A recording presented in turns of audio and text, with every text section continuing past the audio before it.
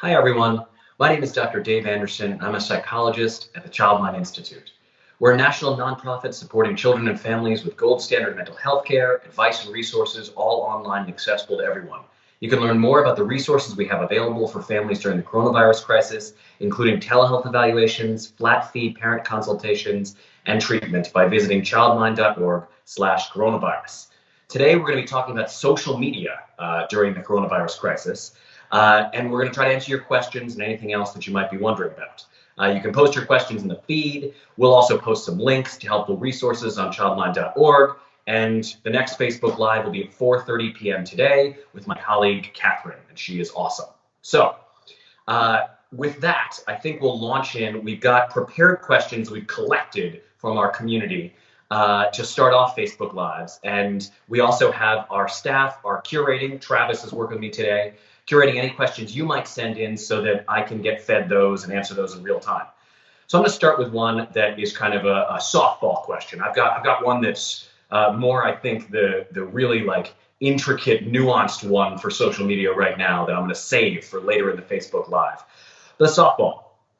Someone submitted, my daughter spends all her time talking to her friends on FaceTime and using social media. I want her to be able to be social, but I worry about how much time she's spending on her phone. How could I set boundaries without isolating her? So I think this is a question we're hearing very frequently from our parents, from our patients, from our community right now, because already it was a little bit difficult for parents because what teenagers tend to do with their parents around social media and FaceTime and connecting with their friends in this day and age is that pre-COVID, teenagers tended to make the I'm going to be left out argument. And this argument would start around 6th grade.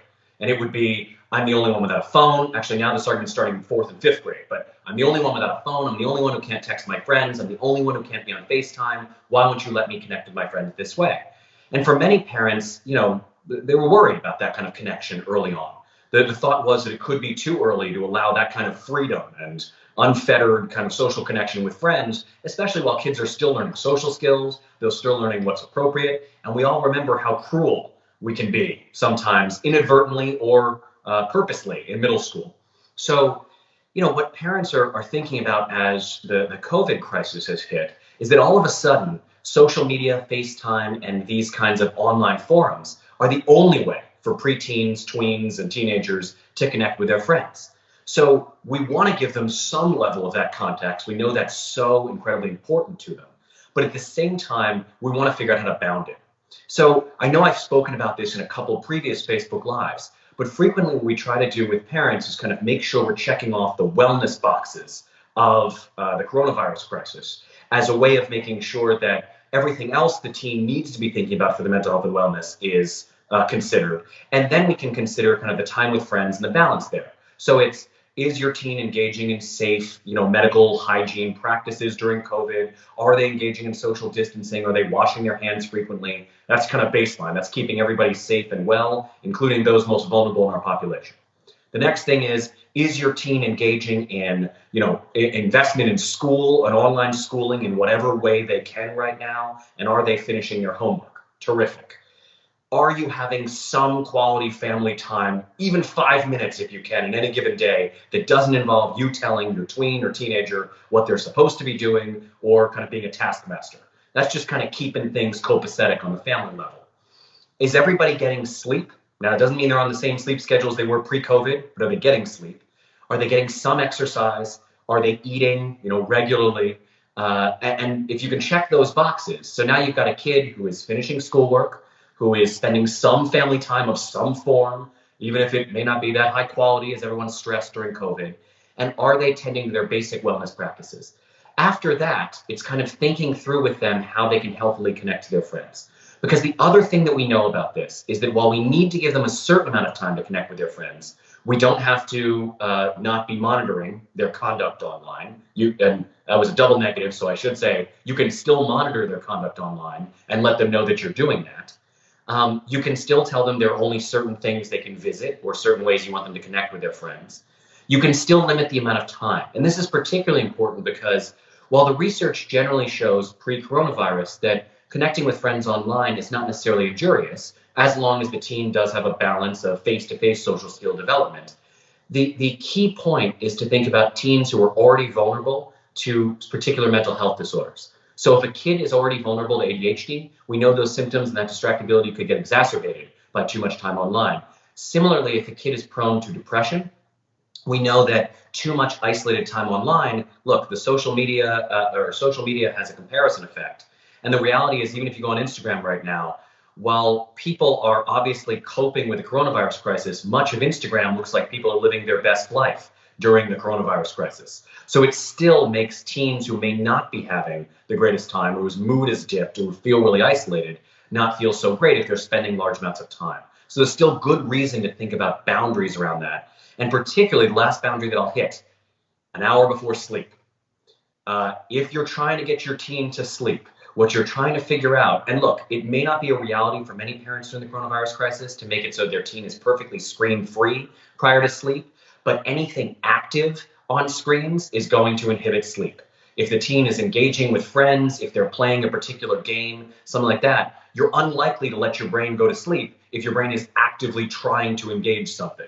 So even if you can't get the screen fully away, let's make it something passive. They're listening to music, they're watching something that perhaps could put them to sleep because they've watched Parks and Recreation 15 times through already, any number of those things. Or for those of you out there who really want to be warriors during this, maybe your kid reads a book, but good luck. So I want to pause for a second just in case Travis wants to feed me a particular question here. We got Sherry. How do you increase sense of self and get better in touch with feelings for my kids? All right, Sherry, I like this question because it could be related to social media, but what I like about the questions you're firing is also that it could just be any question, and I'm here for those. So increase sense of self and connection with feelings. So in many ways, I'll take this on a social media and screens level first, and then I'll get to it in kind of IRL, or in real life, as the teenagers would say. It's that if we look at screens and we're talking about trying to improve sense of self and feelings for kids, there's a good amount of research on kind of how parents mediate their kids' online experiences. So what that means is we have to be part of their online world, and then we have to be able to talk with them about what messages they're getting about themselves and what messages they're getting about social connection from screens, and kind of reinforce what we see as the positive themes there. So for parents whose kids are just embarking on the screen world, a lot of that in early middle school is actually knowing that kids don't get a manual for how to behave online. So in many ways, for kids early on in their screen-based behaviors, what we're trying to tell parents is figure out what you want to see of their online behavior, how you want to see them supporting other kids, how you want to see them helping other people, how you want to make sure that their comments online are generally either jokes that they know are going to go over well with their friends, they're not at the expense of someone else, or that their comments in general are merely things they find funny. That, when they comment on people's, and this is another thing that we talk with parents about in the early kind of days, that if they can help their kids to realize that commenting on a person's appearance in any way in an online forum may not necessarily go over the way they intend, whether it's a compliment, and especially if it's an insult. And then similarly, being careful about the fact that comments online live forever and can come back and be brought back to you. So in many ways, when you're at the beginning stages of engagement with social media, the online world, we're telling parents, how can you take the virtues you've been trying to instill in them in their sense of self, the emotional people they are, and talk to them at the outset about what you want to see as that gets expressed in their online behavior. You can still walk that back with teenagers. You can say to teenagers, and we always tell parents, if you're not happy with what you see as your teenager's behavior online, the way that they're conducting themselves, what you look for are a couple things you can highlight that you think they're doing well. So for example, I noticed that you saw a friend who was grieving online a little while ago, and I saw on your Facebook profile, you said to your friend, hey bro, I'm here, call me anytime. I loved seeing that because that told me that my son was there for his friend in the middle of a grieving process. At the same time, and that's when you can kind of bring in, you don't necessarily criticize the past behavior, you just tell them what you'd like to see. What I'd love to see is some of the comments you're making about people you're attracted to online, I think could be a little bit more sensitive. And I'd really like to see that. Now, granted, teenagers are going to blow you off when you throw that out there. But what we're thinking with most parents is once you throw that out there, many teenagers will blow you off in the moment and then think it was their idea later. So what you want to think about is circling back to them a little bit later and just telling them, I did see this thing, even if they unintentionally did it, as a way of kind of noticing their character. Now, when we look at in real life, because Sherry may not have meant this for social media, it's thinking about how that plays out in the family. So it's what we tell parents to do and think about sense of self and emotional presence is take 5 minutes as you're going to sleep tonight and think, maybe make a few notes on your phone about what virtues you'd like to see your child express in coronavirus specific situations. We are social distancing. Are they offering to do more chores around the house because everybody's living at home and everybody needs to pitch in? Are they able to help a sibling with their schooling, or are they able to help another family member with a particular thing? Is it just that they're speaking in somewhat of a nice tone for a period of the day? Did they invite someone to engage with that online exercise class they thought was interesting? Any virtue that you can see that involves kind of their connection to others or their emotions. And what you want to do is just start off by highlighting that you think they did that well. So in that sense, if you can, it's saying to your kid, listen, what I know is that this is lasting longer than we think, and it's uncertain when it's going to end, and I want to validate that. But beyond that, I want to let you know that as we've all kind of adjusted, here are some of the things I'm thinking that I see from you that make me proud that you're my kid. Now, if your kid's doing none of those, we're talking about bad attitude, they're yelling at everybody at the table,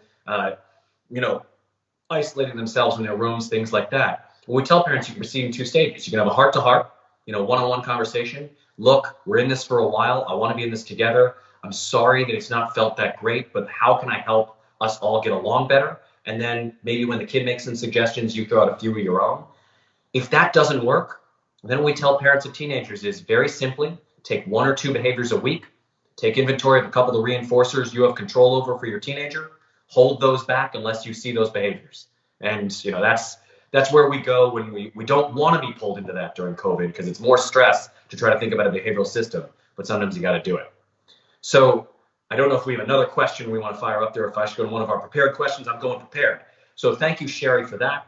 So the next one I'm going to go to, and I teased this at the beginning, is a really nuanced one that we're actually hearing a lot about. My teenage son has been following accounts that say that COVID-19 is a hoax. He's getting increasingly angry and defiant about staying home. We've tried talking to him about it, but he won't listen. He has a computer in his room, so short of taking it away, we can't stop him from using the internet. Plus he's using it for school. What do I do? So this question is a really interesting one, because we've gotten questions from parents about a range of news stories. So one of our main talking points for COVID is related to coping, is to limit your news exposure. Partly because at a certain point, once you know what governmental authorities are doing about preparation, once you've heard from medical authorities about how to keep yourself safe, there may not be that much new information emerging on any given day that isn't stirring the pot necessarily, or causing people to have increased anxiety. What we've heard from teenagers, for example, teenagers love to glom on to things that are novel and things that are interesting. Their brains are literally programmed for it. So I've heard from some of my teenage patients these conspiracy theories about how COVID spread may be linked to wireless service, or that it was created in a lab somewhere rather than coming from an animal jump. And these are things that fly in the face of what medical authorities are saying based on sound science. But the reality is, as they get promoted online, it's kind of exciting to get swept up in like a new explanation that only you have the secret to. And so the difficulty, and this is where those are kind of insidious in the sense that they're complete falsehoods, and they can kind of be easily debunked. This one's a little bit more difficult, because what we've been hearing from teenagers, not so much that COVID is a hoax, but we'll hear teenagers throw in the face of their socially distancing family that Sweden has not put into place social distancing measures, or that Denmark has opened schools for young children. Why not them? Things like that, where they're actually using fact-based arguments to, confront their parents about things that they don't find acceptable because they can't see their friends or their girlfriend or boyfriend. And the thing is, one of the main points, even pre-COVID, that we talk about with teenagers is not to go necessarily CSI, or, we talk about like kind of going through the details of an incident or how they found this or where they got this, or trying to combat them with facts. Because the reality is that for many people, if they have a really strongly held perspective, arguing with them may cause them to be even more entrenched. What we're looking for most people, if we're trying to change their mind, is to help them to consider exceptions to the rules they're creating in their head, and then have them reassess. So for example, if a teenager says other countries aren't social distancing in the same way we are, why can't I see my friends? Our answer is, look, The demographics of Sweden and Denmark may be slightly different. Can we consider that? And that might mean that we have to social distance in a different way. Or we're in a more densely populated area where hospitals could be more easily overwhelmed. You give them those facts. Just give them some facts back. If they seem to be integrating those and reassessing, great. You're changing hearts and minds. If not, just go past the fact-based argument of trying to combat what they're telling you and just highlight why you're in this. That's it. It's that, honey, look, I understand that it can be difficult to have all these different kinds of sources of information coming at you.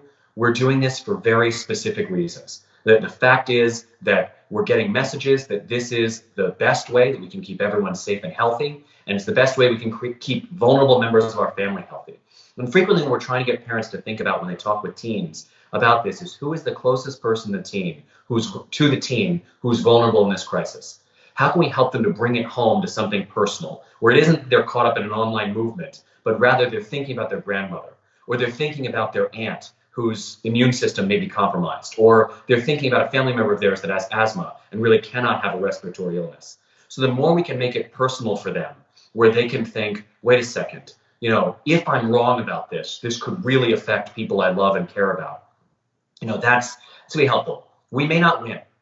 At some level, part of adolescence is that adolescents are somewhat self-focused. So you may not get an adolescent to fully focus on others and kind of what's going on this time, especially if what they're really trying to convince you of is, please let me see my girlfriend or boyfriend. We've all been socially distanced for 7 weeks. I think they're well. That's a tough argument to combat. And the reality is, at the end of the day, your main weapon may only be no. And if you can give this up, I promise you, I'll reward you with this at home right now, just if you can stop talking about it. And look, nobody's faulting parents if that's what they have to go to in terms of incentivizing just stopping the discussion. So I'm going to move on to another of our prepared questions here. Facebook has been a good lifeline for our family in terms of staying in touch with friends and family, but the news people post has been making me feel really anxious. I can't disconnect totally, but I'd love some advice on how to stay connected without increasing stress. So I think this is something where we get lots of questions about different social media forums. It's Facebook, it's Instagram, it's all kinds of different forums, and we're currently on Facebook. So the reality is that every social media forum has kind of things that could increase anxiety by virtue of like what your friends are posting, or things that could be comforting. Like, I remember a moment earlier this week where I saw someone making a DIY face mask and thought that was a cool project to do with my 3.5-year-old. But, seconds later, I saw someone's post on one of their family members being sick and they're concerned for them, which of course caused me to worry for some of my family members. There's a lot that kind of goes on in that. So I think for many people, what we try to kind of recommend is thinking about a media diet of any kind, in the sense that if it's increasing your anxiety, perhaps, there are certain times of the day when you might go on to kind of look at it. If you have certain friends you want to connect with, you might think about how to directly connect with them. Like if you're going to go on an online forum and you really want to connect with somebody, maybe don't spend time going through the feed, but just direct message them and see if they're up for a chat or up for, a video conference of some kind. So in that sense, you can get that social connection, but really maybe thinking before you get online, what is it I want to get out of this? I want to see some inspiring messages. And I really think that my friend Sarah has been having really good thoughts, about what's been going on. And my friend Brian has been having really good thoughts. I'm just going to send them a message to say they're giving me strength and that it's great to kind of be with them in this. And do they want to maybe jump on a video conference, later on this week? So it's those kinds of things where if you can think intentionally about what you're going to use that social media for prior to jumping on, maybe you'll have a better way of kind of filtering through what you're looking at. I think the other thing, and this is a lot of self-control, is if the news stories that your friends post make you feel really anxious, you do have control over where your eyes look, even though, it seems almost unconscious. It's something where you can scroll. You see a picture of somebody's kids, look at it. You see a news story posted, you know what that looks like. Don't read that title. Keep it moving. Like keep that thumb scrolling. And again, that takes a level of self-control many of us don't have. So I'm going to get to just the last question that we had prior to this. We've got a question from the audience. This is good. Rachel asks, my 11-year-old daughter uses the phone to fall asleep using the Calm app. That's great, but I can't get her to give the phone up. She's going through a hard time, and I don't want to take this phone away. I got it. Look, I don't want to take the phone away completely. How can I limit her time? So look, This is a tough one because your kiddo is using the phone for a wellness practice and something that's likely getting another wellness practice. And you also are thinking about how you limit her time. So what you want to do, and this goes back to an earlier answer, is reinforce the two wellness practices involved in this and probably not mess with those. And then kind of talk about some of the other things. So first of all, if she is using the Calm app and she's using the Calm app and meditation and mindfulness on any app to get to sleep, and it's effective, let's not consider that screen time you've got to limit right now during coronavirus. And I would tell this to any of my patients. She is using mindfulness, which is already a basic wellness practice that helps all of us right now, just to be present, to feel what we're feeling. Like right in this moment as you're listening to me or watching this, think about how your body feels right now. Like I'm sitting crisscross applesauce here in a chair because it allows me to boost myself up to the level of Facebook, the Facebook Live, and I've got my coffee next to me, which I can already salivate about how I'm going to taste it at the end of this if I want to be mindful of my experience. Mindfulness helps us get in touch with where we are right now, rather than how stressful this crisis is, the stresses we're dealing with in our mind, or what we're worried about for the future. That is a great practice. And similarly, if that practice helps you get to sleep, I use a 3-minute body scan to get myself to sleep all the time through my phone. It's through a different app as well. But the thing is, when you use those things to get to sleep, you're not only improving your wellness prior to sleep, but you're getting yourself the sleep that you need during this time to maintain your mental health. So what I do is I put that aside. I tell your daughter, look, you are using the phone in a way that is really helping you during this time. And frankly, I'd love if every one of our family members took the, advice that you're giving them to use mindfulness and to try to get the right sleep. I think what you want to do is kind of, slice up for your daughter what kind of screen time you feel she needs to actually really think about prudently, and then what kind of screen time might be for her wellness. So in that sense, this is promoting sleep, this is promoting wellness, but there might be other things where that like being on with her friends for 3 hours on an afternoon may mean that she's not so honest with herself about how long she needs for that English paper. So that's where you kind of want that balance and where you might place those limits earlier in the day when you know that like she's gotten enough of a dose, she's been on with her friends for an hour, she's got a lot of social time, and likely has gotten the mood boost, but now can we go back to work? And if she says I still need to connect with this friend or that friend, fine, but let's do a 15-minute call a little bit later on in the day. Or, let's watch something with them a little bit later on. So that was a fantastic question. It relates to how we really aren't considering all screen time to be equal during the coronavirus crisis. So I know I've got about 2 minutes, so I'm going to hit on the last question.